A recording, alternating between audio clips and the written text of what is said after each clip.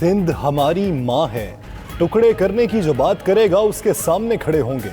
वज़ीर आला मुराद अली शाह कहते हैं सिंध हुकूमत के इख्तियारात की शेयरिंग नहीं होगी, जिसके जहन में फतूर है वो निकाल दे। हुकूमत की सतह पर कमेटी बनेगी, इंतजामी और माली इख्तियार नहीं होंगे।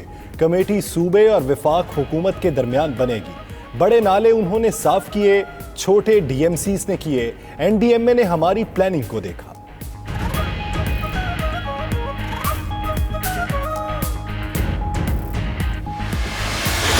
18वीं तरमीम पर आंच नहीं आने देंगे। चेयरमैन पीपल्स पार्टी बिलावल भुट्टो कहते हैं आज फिर से इस्लामाबाद को यरगमाल बनाया गया।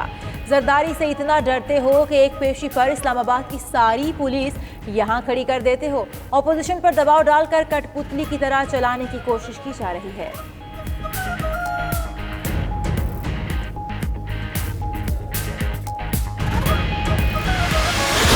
मुराद सईद का रद्द अमल, कहा रोजे अव्वल से कह रहे हैं इनकी सियासत का महवर महज अपनी बचाना है। करप्शन और चोरी में इनके इत्तेहादी शरीफों को बुलाया जाता है। फयाजुल हसन चौहान बोले बिलावल जरदारी ने आज फिर नॉन इश्यूज पर बात करके अवाम को गुमराह करने की कोशिश की।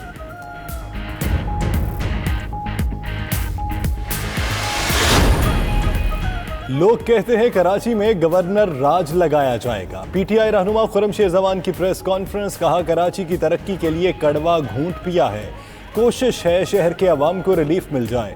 सबसे पहले पीने के पानी का मसला हल करना है। पीपल्स पार्टी ने 12 साल से मास ट्रांसिट का तमाशा लगाया हुआ है। कब तक शहरी बसों पर लटक कर सफर करेंगे?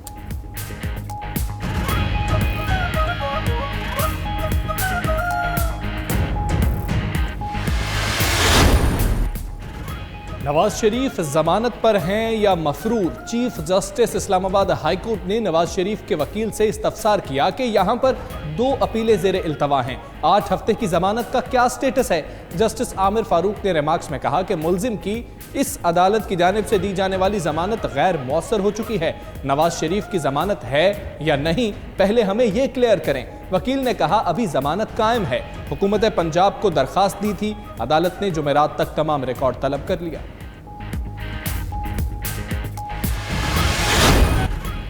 नैब लाहौर में आज अहम पेशियां। नून लीगी रहनुमा हनीफ अब्बासी, मोहसिन लतीफ, माजिद जहूर, मुदस्सर कयूम नाहिरा नैब ऑफिस में पेश।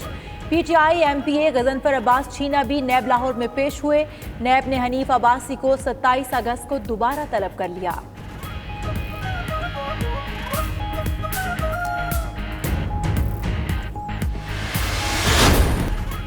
वज़ीर-ए-आज़म इमरान खान की ज़ेर सदारत ML1 मंसूबे के हवाले से इजलास। वज़ीर railway Sheikh Rashid, Asad Umar, Abdul Hafeez Sheikh, chairman CPEC authority Asim Saleem Bajwa की शिरकत। मंसूबे बारे ब्रीफिंग दी गई। वज़ीर-ए-आज़म ने ट्वीट में कहा कि जुलाई में समंदर पार पाकिस्तानियों की जानिब से भिजवाई जाने वाली तरसीलाते ज़र $2,768 मिलियन तक पहुँच गईं।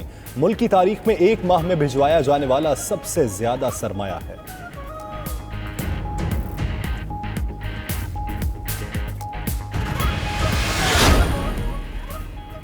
नैब ने मुझे बतौर मुल्जिम नहीं बतौर गवाह बुलाया। वज़ीर आला पंजाब उस्मान बुज़दार कहते हैं तमाम सवालों के जवाब दूंगा, नैब को मुतमईन करूंगा। दामन साफ है, फ्रंट फुट पर खेलेंगे। वज़ीर आज़म इमरान खान का हमेशा उन पर एतमाद रहा है। पंजाब हुकूमत ताजरों के साथ खड़ी है। मसाइल तरजीही बुनियादों पर हल करेंगे।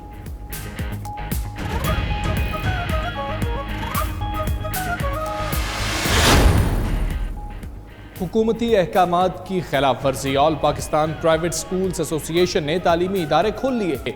कराची, मैंगोरा, मलाकंड समेत दीगर इलाकों में भी निजी स्कूल्स खुल गए। वजीर तालीम पंजाब मुराद राज कहते हैं जो स्कूल भी खुलेगा वो सील होगा।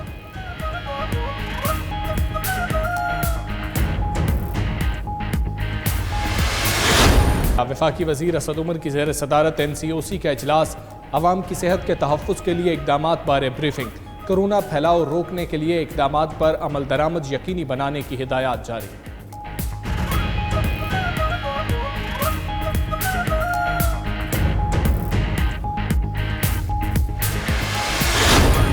महदूद पैमाने पर ज़ायरीन को शिरकत की इजाज़त।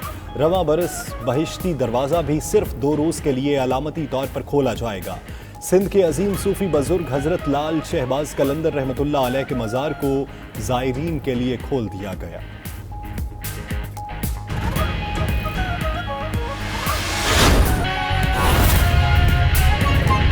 सबसे बड़ा मंसूबा $6 बिलियन से ज्यादा ये ML1 की इकनिक ने मंजूरी दे दी। हैदराबाद सक्कर मोटरवे सिंध का पहला बेहतरीन और बड़ा मोटरवे 306 किलोमीटर का, उसकी इकनिक ने मंजूरी दे दी। EOIU उसका आ गया। रावी प्रोजेक्ट बिलियंस का प्रोजेक्ट है, उसका आगाज प्राइम मिनिस्टर ने किया। न्यू ब्लू एरिया प्रोजेक्ट उसका भी आगाज हो गया।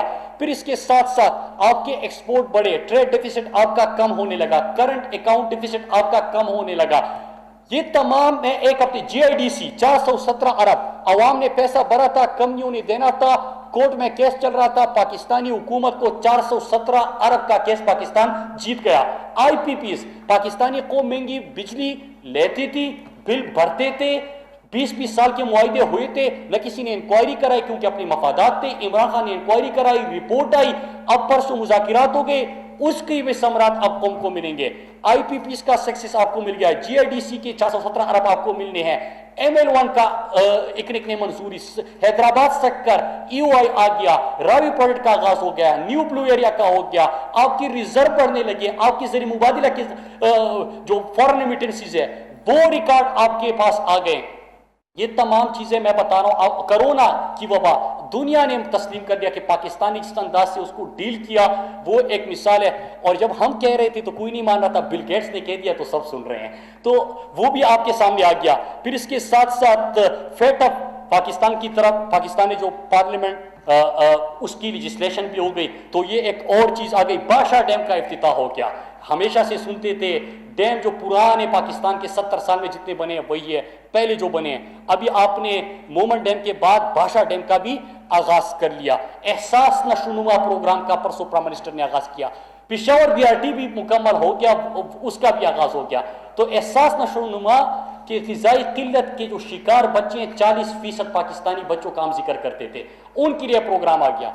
अब ये मैं सिर्फ आपको एक हफ्ते की खुशखबरियां सुना रहा था।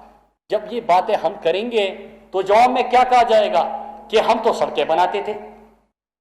अब जरा मैं नए सड़कों के ऊपर भी आता हूं कि ये तो एक हफ्ते की हुकूमती सतह पे खुशखबरी आपको मिली, लेकिन ये तमाम चीजें जब आप बताएंगे कि मायाशी इस्तेहकाम आपने हासिल कर लिया, कोरोना की वबा पे काबू हासिल कर लिया, दुनिया में पाकिस्तान का इमेज बेहतर हो गया, टेररिज्म से टूरिज्म तक आपने सफर तय कर लिया, ये तमाम बातों के बाद एक जवाब मिलेगा जरूर आपको कि हमने सड़कें बनाई।